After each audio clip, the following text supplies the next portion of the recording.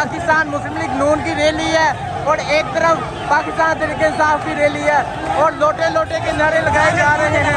ये रैली की क़यादत हैं।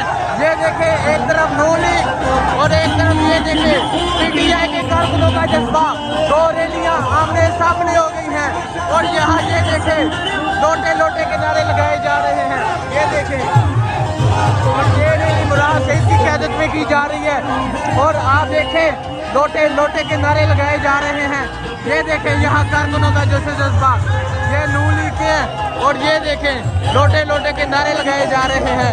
ये है होशाब और आज होशाब ने साबित कर दिया वो इमरान खान के साथ खड़ा है। देखें, ये देखें जरा, ये देखें, ये देखें, ये देखें,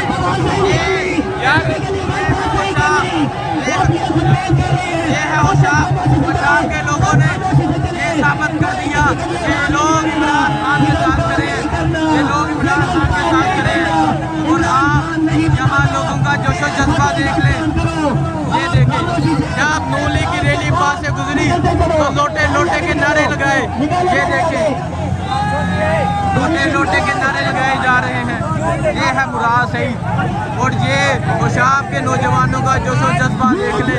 जब उन्होंने नून लीग की रैली को देखा तो लोटे लोटे के नारे लगा दिए। ये है होशाब, ये है होशाब के लोगों का जोशो जज्बा। ये है होशाब, ये है पाकिस्तान तहरीक इंसाफ और ये देखें ये नौजवानों का जोशो जज्बा देख लिया।